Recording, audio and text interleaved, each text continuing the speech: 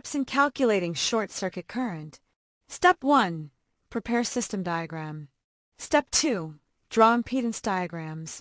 Step 3. Collect data. Step 4. Compute for resistances and reactances. Step 5. Compute for impedances. Step 6. Calculate for short circuit current. Step 7. Select the interrupting capacity, KAIC, or kiloampere interrupting capacity. So this is now our diagram. Dati, ito lang tayo. Dinagdagan natin siya kung saan nakalagay si distribution transformer. So, ibig sabihin, kailangan pag nag-short circuit calculation ka, titignan mo dun sa paglalagyan ng project mo kung ano bang transformer na maaring pagkabitan ni utility ni Meralco, no? Meron na bang transformer doon? Okay. So dito gumamit ako ng sample na 75 kVA ang nandun na distribution transformer. Okay, so ngayon paano kung wala pa? Aba, kung wala pa, di mag-assume ka, di ba? Mag-assume ka ng maybe 75 kVA o 50 kVA transformer o 37.5 kVA. Masyadong malaki siguro yung 100 kVA, no? Ha? Kasi residential lang tong project natin eh. Ayan, so from the 35 kV line, fuse car out, then yung distribution transformer na single phase, then secondary, ito yung secondary 40 distribution line niya, yung naka-triplex, naka-duplex, triplex. Then yung entrada mo, papunta ngayon sa project mo. Ito. Okay. So, ang impedance diagram niya, ito na. Dati, dalawa lang eh, no? Ito lang, tsaka yung entrance, no? ZU, sa utility, tsaka ZE entrance. Ngayon, andyan na yung distribution line, yung 40 cable, triplex cable, at saka yung transformer. Nasilip mo yung transformer. Or kung di naman, wala, nag-assume ka, no? Okay, so item 1, 34.5 kV line, 1 million kVA available short circuit level in the Metro Manila grid. Take note, the available short circuit level may vary. To obtain the short circuit level at the vicinity, ask your electric power company if there is an available data. No? Pag wala, you just simply use 1000 MVA. So, determining the unit value, impedance value for the utility, KVA base over utility, short circuit KVA is equal to 75 kVA transformer divided by 1 million kVA is equal to 0.000075. So that's the impedance of the utility. So the next is the transformer. Item 2, pole transformer, 75 kVA, copper winding, 1.2 impedance. Pero kung aluminum winding, that means aluminum ang primary, aluminum din ang secondary winding, 6.6%. So kung copper 1.2. Paano kung aluminum ang primary, copper ang secondary? So yun ang tanong, yun ang mabigat kasi hindi mo alam, no? Anyway, so pag 6.6 kasi pasok ka doon sa mababa lang, mataas ang impedance, maliit ang short circuit level. So papasok ka doon sa mga minimum values. Pero kung copper, naku, malamang mataas ang short circuit value kasi mababa ang impedance ni copper na transformer. Ito, kumuha ko ng mas totoo na transformer, yung value niya mamaya is nasa gitna nito, no? Kasi itong 1.2 is copper. Itong 6.6 is aluminum. This is 75 kVA, yan, 25. Normal range of impedance is between 1.2 to 6.6. Okay, so if you use 1.2 over 100, 0.012 yung impedance ng transformer. So then yung cable, kanina na-compute na natin to. Okay, so galing dito, na-compute na natin yan. Ito, the same values as before. Ayan, 2039. At ito na yung this is for the impedance, and this is for the resistance and reactance, service and trans. So yan, we now combine, kasi ang dinagdag lang naman natin yung impedance ni utility tsaka impedance ni transformer. Ito kanina meron na ZE and Z utility DL, meron na yan kanina.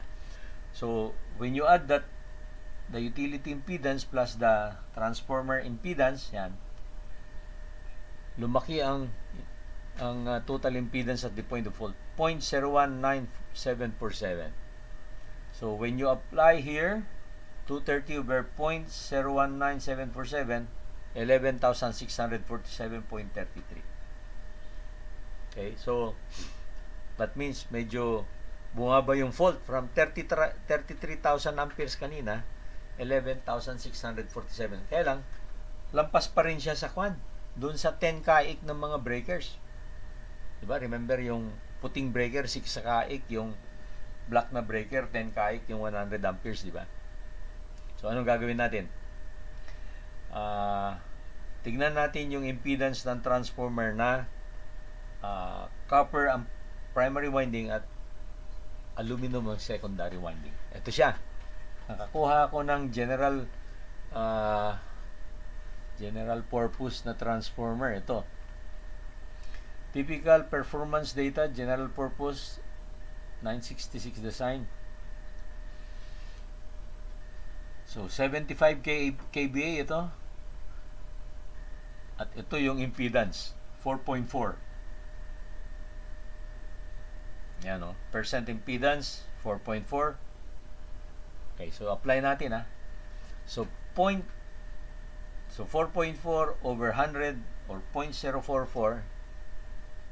So, papalitan natin ngayon yung impedance. Kanina, 0.012 ito, no? 0.012, kaya nakakuha tayo ng medyo mataas. Ngayon, ito na, 0.044. So, 0.051747. Pag in-apply mo na rito sa voltage over impedance, makita mo 4,444.7 amperes na lang ang symmetrical short circuit. So, ibig sabihin, pasok na yung black breaker. Yung kulay itim na breaker na 10 kaik, pasok na siya rito kasi ang baba ng volt. Okay? Pasok din yung 6 kaik breaker. Remember yung puting breaker kanina na designed for 400 volts? 6 kaik lang siya. Ang computed mo lang 4,444. Okay. So now, tingnan na natin. Balik tayo kay Fuji catalog. Lumalabas dahil 4,000 na lang yung pwede na itong breaker na ito. Ayan 40 ampere trip breaker, 10 kaik. Doon sa main breaker naman na 100 amperes, 22 kaik. Okay, so sa branch breaker na 40, ito siya. Habot yung 75. Kanina may 75 doon sa kaliwang side. Ito. Yung 75. Ito, 75. So, 22 kaik din siya. Okay, so, ganito ngayon.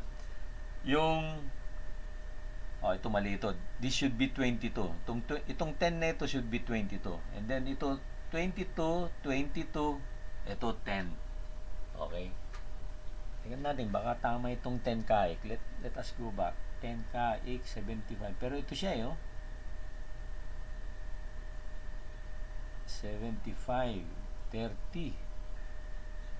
Sa 10 kaik, wow, wala. 50 ang pinakamalaki niya rito. 50, walang 75. Ang 75 nandito. Ito, So, 30. Mataas pa nga, 22 dapat. So, ito, 75 kaik, 22. At 75 amperes, 22 kaik. Okay, so balikan natin. This should be 22 kaik, no? 75 ampere trip, 2 pole, 22 kaik. Dito naman, main breaker is 100 ampere trip, 22 kaik. Pero ito, 40 ampere trip, 2 pole, 10 kaik. If you're going to use the Fuji breaker. Ngayon, kung yung Westinghouse breaker. Pag Westinghouse breaker, pasok yung from the 15 to 100, yung main mo 100, yung branch mo 40, pati 75, pwede lahat sa 22 kaik. Okay, 22 kaik.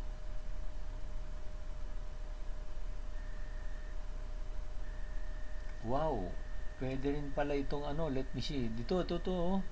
From 15 to 100 to 40 volts, 10 kaik. Sorry, hindi pala 22. Dapat ito, 10 kaik. Okay, mas applicable pa si Westinghouse.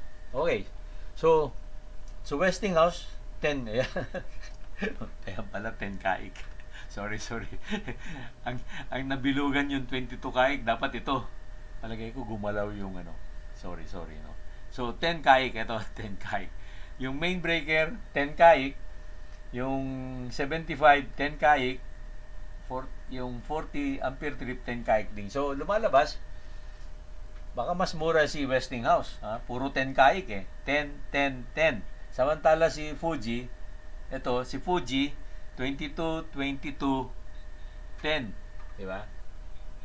Kasi mas mahal yung mga breaker na mas mataas ang kaik, mas mahal sila. Kasi ang bracing nila mas mataas, mas matibay. Okay? So, analysis niya, in our ongoing examples, we didn't include the impedances dun sa una, kaya mataas, 33,000. Ngayon, in-adjust natin, nag-compute tayo using a transformer na 1.2 ang impedance, 11,000. Ngayon, nag-compute tayo using a copper aluminum transformer, 4.4 impedance, bumaba na yung impedance. So, malaking bagay pala yung kung ano yung klase ng ginamit dun sa transformer, no? Pag yung transformer mo aluminum primary, aluminum secondary, pasok na yon kasi mataas ang impedance niya. Malaki rin losses niya. Ngayon, pag copper ang primary mo at secondary mo is aluminum, pasok siya. Ito lang siya, no? Pero kung copper siya, copper primary, copper ang secondary mo, wow, mataas ang short circuit. Lalampas siya sa 10 kaik. 10 kaik o 11. Okay, so if we use Fuji breaker, molded case, yan. Ito yung analysis. So, Westinghouse, ito, no? So, comparison. Kasi bakit natin kino-compute?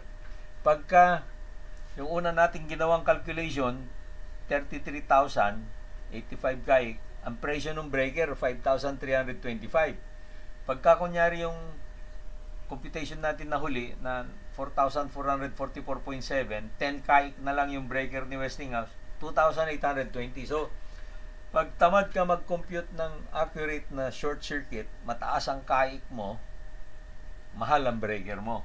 Samantala kung masipag ka mag-determine ng impedances ng mga transformer mo, mababa ang kaik mo, mas mababa ang presyo mo. So kung anong sample ko rito, kunyari ang project mo housing, 100 bahay, ang ginamitan mo 85 kaik, 100 na main breaker, 5,000 versus lahat ng main breaker mo na 10 kaik lang, 2,800. O di, laking savings mo, di ba? Kung 1,000 houses yan, mas malaki na namang savings mo. So, therefore, mahalaga itong short circuit para makuha mo ang tamang value at para mapili mo yung tamang kaik ng breaker mo. Okay, so yan na, tapos.